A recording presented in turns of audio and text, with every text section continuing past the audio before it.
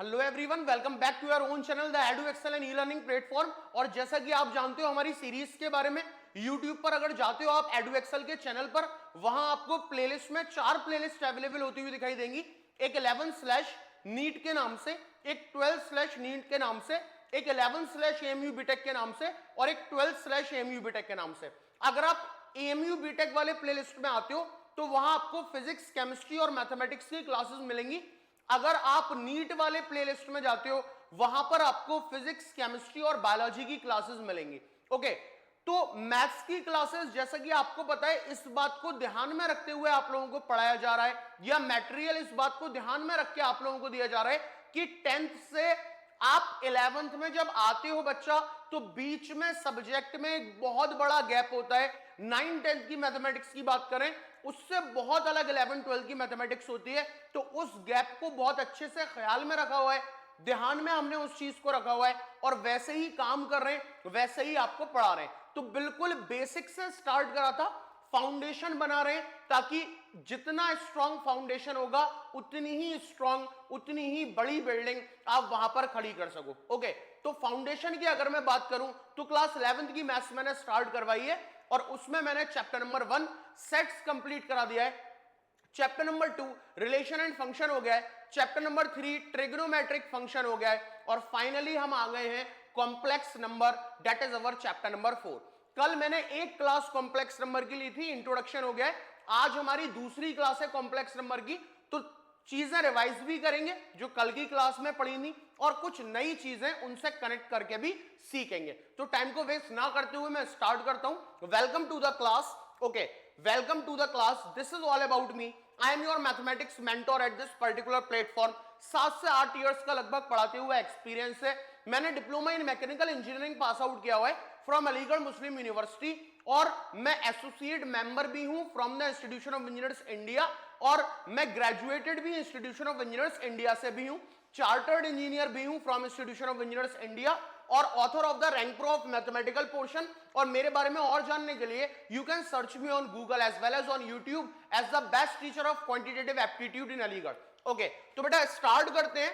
हमने complex number पढ़ना था और हमने ये दोनों बातें एक एक करके चीजें देखेंगे, ये दोनों बातें डिटेल में पढ़ ली नहीं। तो एक बार क्विक रिवीजन के तौर पर मैं आपको बता दूं कि a number of the form a plus iota B, कोई भी नंबर जो a प्लस आयोटा बी के फॉर्मेट में है, ठीक है, कोई भी नंबर जो a प्लस आयोटा बी के फॉर्म में है, जहां a और b मेरे रियल नंबर्स हैं, a और b मेरे रियल नंबर्स हैं, ठीक है, उसको हम क्या बोलते हैं? Is defined to be a complex number. उसको हम बोलते हैं कि वो हमारा कॉम्प्लेक्स नंबर है। फॉर एग्जाम्पल के तौर पर 2 + 3 आयोटा है ना, या फिर -1 + √3 आयोटा, ये सारे हमारे कॉम्प्लेक्स नंबर कहलाते हैं। कल मैंने डिटेल में आपसे ये बात की थी।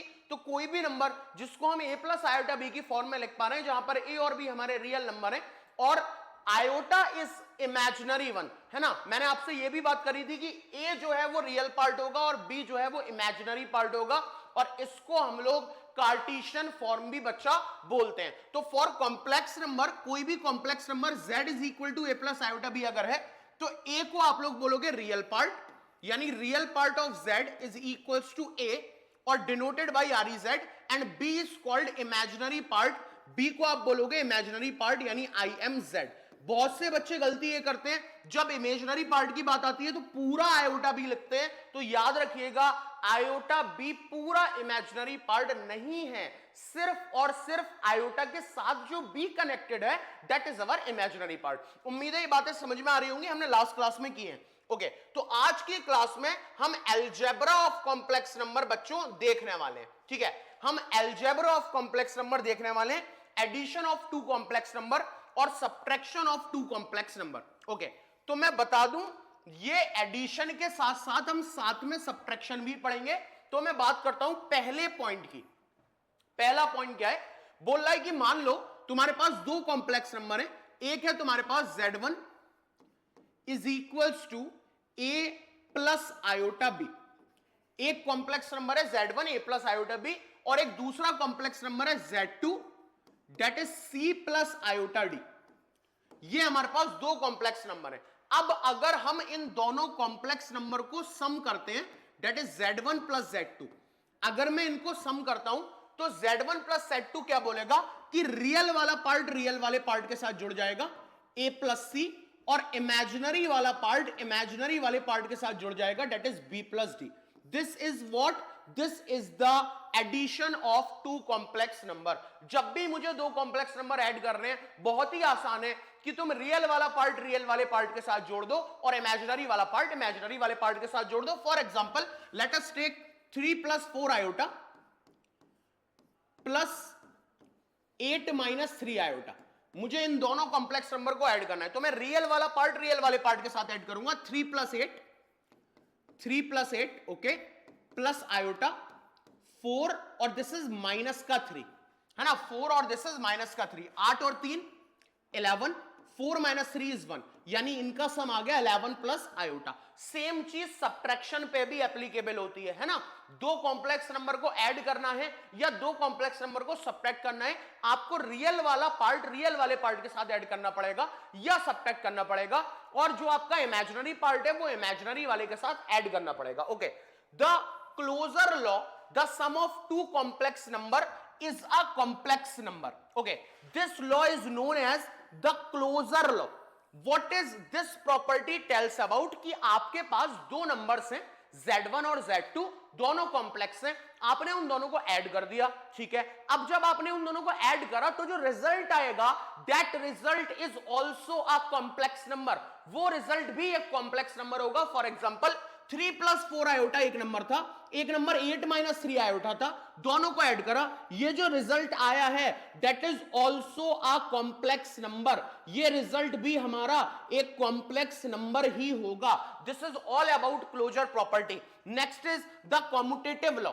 ये क्या बोलता है, for any two complex number Z1 and Z2, चाहे आप Z1 प्लस Z2 करो चाहे आप Z2 प्लस Z1 करो, एक ही आंसर आएगा। मतलब या तो आप 3 प्लस 4 आयोटा में 8 माइनस 3 आयोटा ऐड करो या 8 माइनस 3 आयोटा में 3 प्लस 4 आयोटा ऐड करो, आंसर 11 प्लस आयोटा ही आएगा। यानी Z1 plus Z2 is equal to Z2 plus Z1। This is commutative law.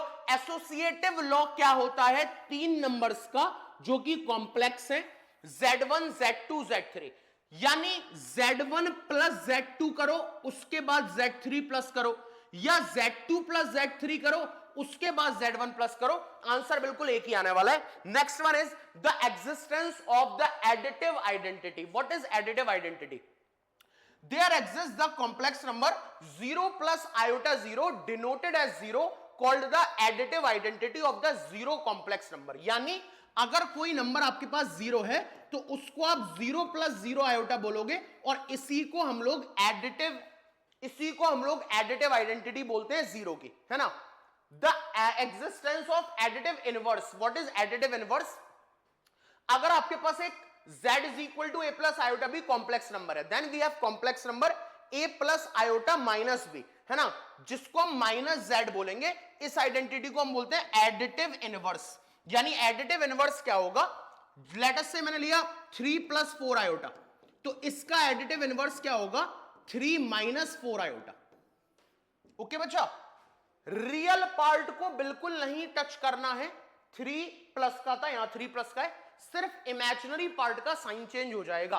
अगर आप इमेजिनरी पार्ट का साइन चेंज कर रहे हो तो जो नया कॉम्प्लेक्स नंबर आ रहा है that is the additive inverse. तो वही बोल रहा है कि number a plus iota b था, जब इसका एडिटिव इनवर्स निकालोगे तो वो आएगा आपका b जो है वो नेगेटिव का हो जाएगा।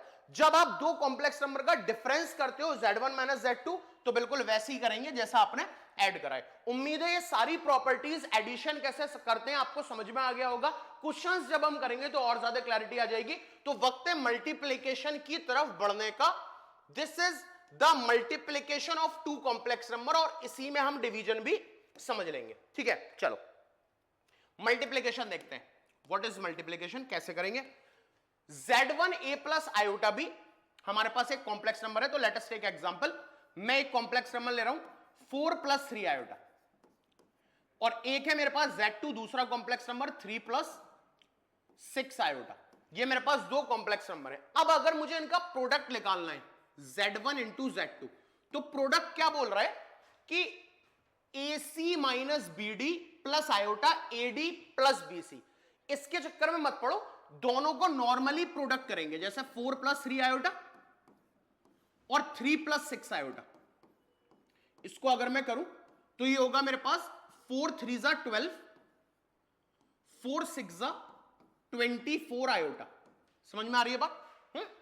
4 3 = 12, 4 6 = 24 आयोटा। अब 3 आयोटा का करवाएंगे इससे, फिर इससे, that is 3 3 = 9, 9 iota plus 3 6 = 18 iota into iota, iota square.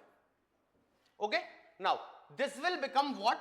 12 + 9 33 iota, iota square is -1, याद होगा कल पढ़ाया था, आयोटा स्क्वायर इज -1, तो ये हो जाएगा माइनस का 18।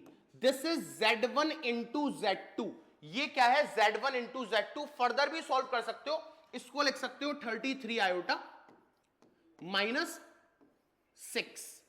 33 आयोटा -6। तो ये होता है हमारा किसी भी दो कॉम्प्लेक्स नंबर का प्रोडक्ट। अब इसमें क्लोजर लॉ क्या है? जब आप दो कॉम्प्लेक्स नंबर का प्रोडक्ट करते हो तो आंसर भी कॉम्प्लेक्स नंबर ही आएगा, जो आंसर आएगा वो भी कॉम्प्लेक्स नंबर है। जैसे मैंने ये दो कॉम्प्लेक्स नंबर का मल्टीप्लाई किया तो आंसर ये जो आया, this is also a complex number, ये भी तो कॉम्प्लेक्स नंबर ही है जिसमें a + आयोटा b की फॉर्मेट में हम इसे लिख सकते हैं। ओके, कॉम्यूटेटिव लॉ, दो कॉम्प्लेक्स नंबर है, चाहे आप Z1 इंटू Z2 करो, चाहे आप Z2 इंटू Z1 करो, यानी 4 + 3 आयोटा का मल्टीप्लाई 3 + 6 आयोटा से कराओ, या 3 + 6 आयोटा का मल्टीप्लाई 4 + 3 आयोटा से कराओ, आंसर जो है वो एक ही आने वाला है। That is our commutative law. Associative law को भी फॉलो करता है, Z1 का Z2 के साथ मल्टीप्लाई कराओ, बाद में Z3 के साथ करा दो, या पहले Z2 Z3 का कराओ, बाद में Z1 के साथ करा दो। अब existence of the multiplicative identity क्या होती है? There exists the complex number 1 + iota 0 denoted as 1 called the multiplicative identity। यानी 1 को आप डिनोट कर सकते हो एज 1 + 0 आयोटा, यही आपकी मल्टीप्लिकेटिव आइडेंटिटी है। अब मल्टीप्लिकेटिव इनवर्स देख लेते हैं क्या होता है। उससे पहले एडिटिव इनवर्स याद दिला दूं। एडिटिव इनवर्स में रियल पार्ट का साइन चेंज नहीं हो रहा था, जैसे 4 + 3 आयोटा का एडिटिव इनवर्स निकालो तो 4 तो 4 ही रहेगा, 3 आयोटा -3 आयोटा हो जाएगा। अब मल्टीप्लिकेटिव इनवर्स में क्या होगा देखते हैं। हमारे पास a + आयोटा b कोई नंबर है ना, और a + आयोटा b ऐसा नंबर है जहां पर a और b कोई भी जीरो नहीं है। We have the complex number. अब हमारे पास एक कॉम्प्लेक्स नंबर होगा दैट इज 1/z, जो 1/z होगा called the multiplicative inverse of z, उसको हम z का मल्टीप्लिकेटिव इनवर्स बोलेंगे। यानी फॉर एग्जांपल 4 + 3 आयोटा का जो मल्टीप्लिकेटिव इनवर्स होगा वो होगा 1/4 - 3 iota, 1/4 - 3 iota, that is our multiplicative inverse, sorry +3 iota. अब इसको और सॉल्व कर सकते हैं, दैट इज 4 - 3 आयोटा, 4 - 3 आयोटा, है ना, तो it will become 4 - 3 iota upon, this is 4 4 = 16, this is 4 3 = 12 plus 4 3 = 12 और दिस इज 3 3 = 9, 9 आयोटा स्क्वायर यानी -9, ये कैंसिल, यानी 4 - 3 आयोटा और समथिंग जो डेनोमिनेटर में बच रहा है। कुल मिलाके एडिटिव इनवर्स में इमेजिनरी पार्ट को चेंज करोगे, जबकि मल्टीप्लिकेटिव इनवर्स अगर z का फाइंड करना है that is 1/z। Okay okay, तो आगे बढ़ते हैं। अब हम बात करते हैं डिवीजन की, तो डिवीजन भी बिल्कुल वैसी होगा जैसे कि हमारा मल्टीप्लिकेशन होता है। तो लेट अस मूव ऑन, आगे की तरफ बढ़ते हैं। Power of iota, power of iota क्या है? तो ये सारी चीजें मुझे नहीं लगता कि मुझे डिस्कस करने की जरूरत है, क्योंकि ऑलरेडी मैं डिस्कस कर चुका हूं प्रॉपर्टीज के नाम से। भाई आयोटा स्क्वायर की वैल्यू होती है -1, आयोटा क्यूब की वैल्यू होती है माइनस आयोटा, आयोटा 4 की वैल्यू होती है 1। ये डिटेल में चारों प्रॉपर्टी आपके साथ मैं डिस्कस कर चुका हूं, तो वही बोल रहे हैं we know that iota cube की value is minus iota, iota 4 की वैल्यू इज 1, है ना। अब मुझे अगर आयोटा 5 या आयोटा 6 निकालना है तो 4 के मल्टीपल में लगा सकता हूं, जैसे आयोटा 5 है। अब आयोटा 5 को मैं क्या बोल सकता हूं, 4 से इसको डिवाइड करोगे तो रिमाइंडर बचेगा 1, है ना, यानी दिस इज आयोटा। आयोटा की वैल्यू क्या होती है? अंडर रूट के अंदर -1। ये सारी चीजें हम डिस्कस कर चुके हैं, ठीक है। तो ये पूरी प्रॉपर्टी लास्ट क्लास में मैं आपके साथ डिस्कस कर चुका हूं। Square root of a negative real number, square root of a negative real number, ये भी मैं डिस्कस कर चुका हूं। Square root of a negative real number क्या होता है। अब हम square root negative real number का दे सकते हैं और उसको हम आयोटा से लिखते हैं, डेट इज इस सिंबल से।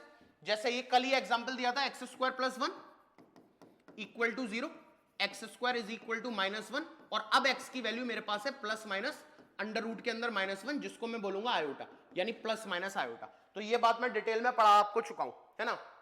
Okay, therefore the square root of -3, है ना, ये सारी चीजें बता चुका हूं, वही चीजें। चलो कोई नई बात नहीं है, ये तो कल ही डिस्कस कर लिया था। आइडेंटिटीज पे अभी होल्ड पे डालते हैं, मॉडुलस को भी होल्ड पे डालते हैं। पहले सिर्फ उतना करेंगे जितना हमने कल की क्लास में पढ़ लिया है। हाँ, let us come on questions, questions पे आते हैं। Let us come on questions, ठीक है। तो ये क्वेश्चंस वाली स्लाइड है। तो क्वेश्चन नंबर 1 मेरे सामने ये रहा, उस क्वेश्चन को देखते हैं कैसे सॉल्व होगा। आओ, अब क्वेश्चन है हमारे पास आयोटा 9 प्लस आयोटा की पावर 19, इसकी वैल्यू क्या होगी।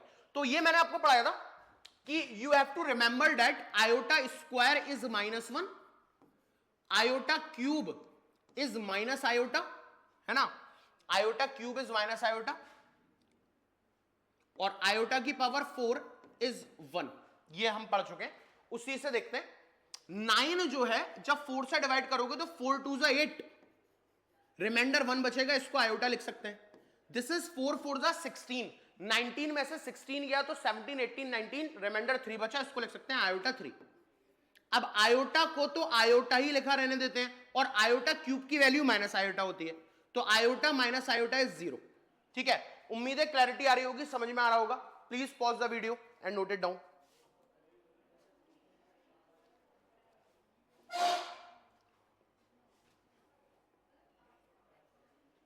चलो नेक्स्ट क्वेश्चन पे आते हैं, नेक्स्ट क्वेश्चन ट्राई करते हैं।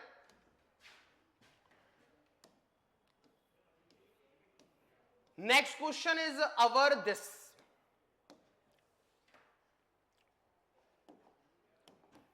ये question 3 into 7 plus 7 iota plus iota into 7 plus 7 iota, 3 7 जा 21, 3 7 जा 21 आयोटा, 7 आयोटा प्लस आयोटा का स्क्वायर इज -1, है ना। चलो लिख दे रहा हूं मैं 7 आयोटा का स्क्वायर, ठीक है। दिस विल बिकम 21 प्लस 21 और 7 ये दोनों ऐड हो जाएंगे, 28 आयोटा, और आयोटा स्क्वायर की वैल्यू -1 होती है, that's why -7। This is 14 plus 28 iota, 21 minus 7 होगा, 14 plus 28 iota, this is our answer. उम्मीद है क्लैरिटी आ गई होगी। Please pause the video and note it down.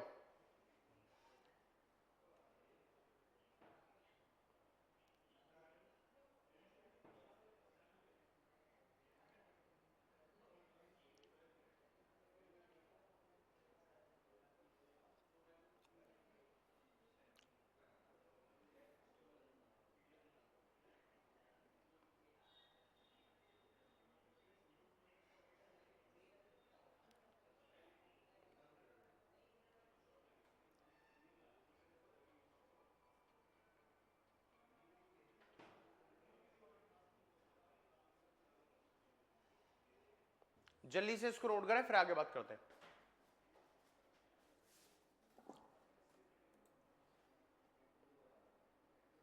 Okay, आगे बढ़ते हैं अब इसी के साथ नेक्स्ट क्वेश्चन की तरफ। Next question is our this, इसको देखते हैं नेक्स्ट क्वेश्चन क्या है और कैसे सॉल्व करेंगे।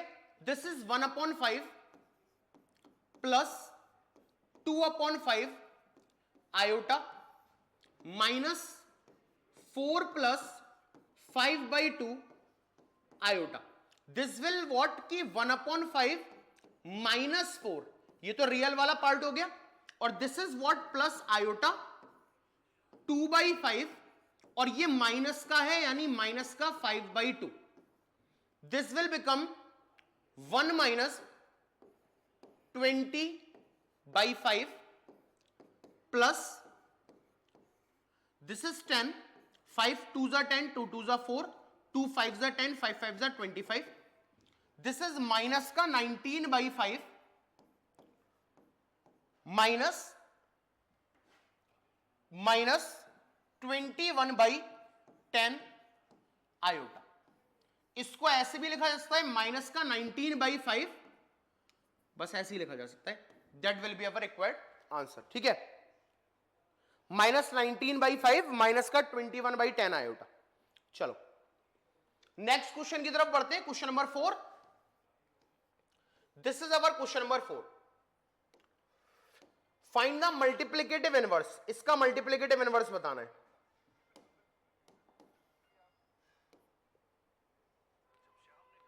इसका मल्टीप्लिकेटिव इनवर्स देखेंगे क्या होता है.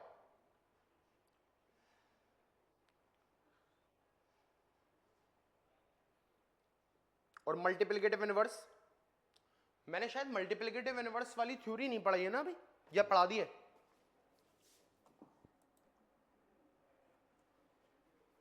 कोई बात नहीं, चलो जो चीज छूट गई है वो मैं यहां बता दे रहा हूं.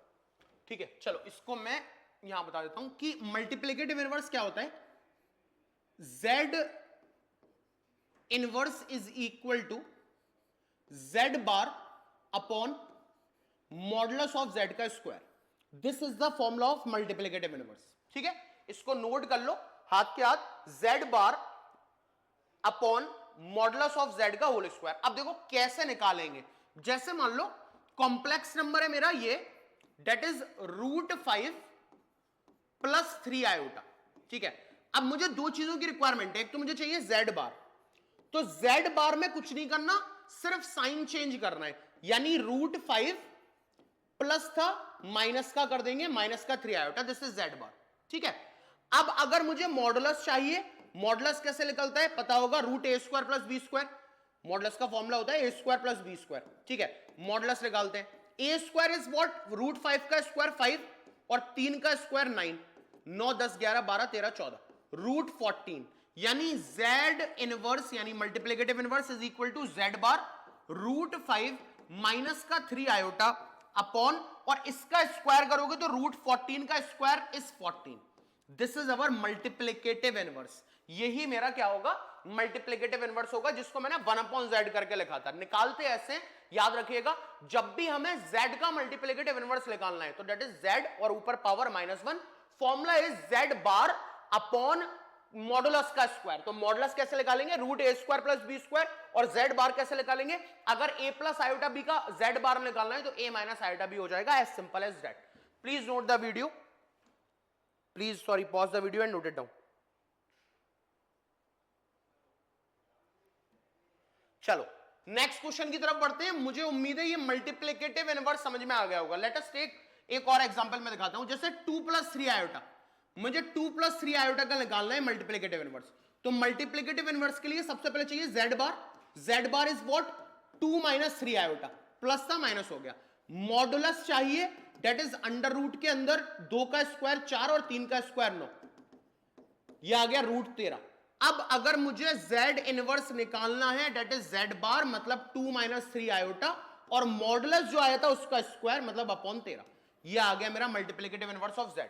ठीक है, एज सिंपल एज दैट. आसान है ये चीज. तो उम्मीद है क्लैरिटी आ गई होगी, नोट कर लिया होगा. आगे बढ़ता हूं. नेक्स्ट क्वेश्चन है हमारा ये, इसको देख रहे हैं. इसको हमें a प्लस आयोटा b की फॉर्म में लिखना है. आओ लिखते हैं.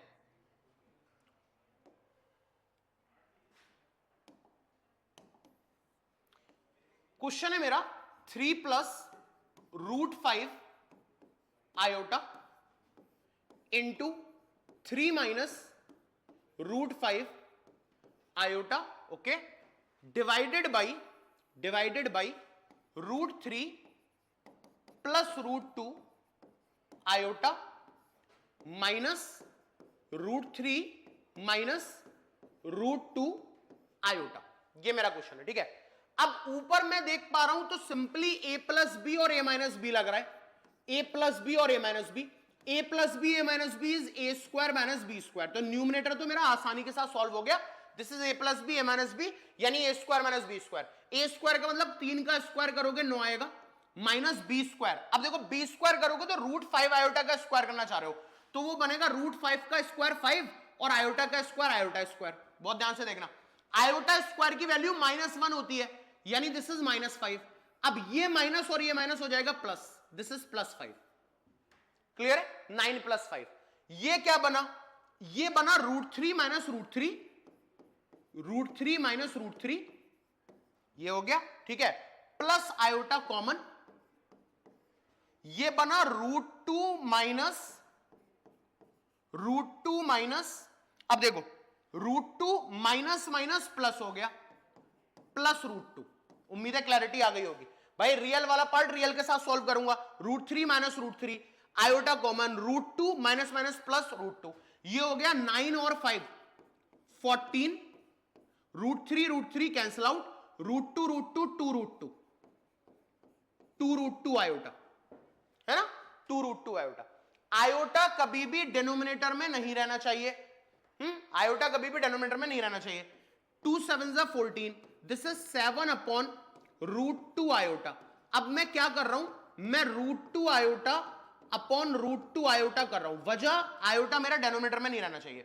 ये हो गया 7√2 आयोटा, और नीचे बना √2 into √2 2, √2 into √2 2, iota into iota, iota square, and the iota square is equal to -1, that is -2। तो आंसर इज -7/2 √2 आयोटा। ये है मेरी a + आयोटा b की फॉर्म। बताओ, जल्दी से बताओ, क्लियर हुआ बात?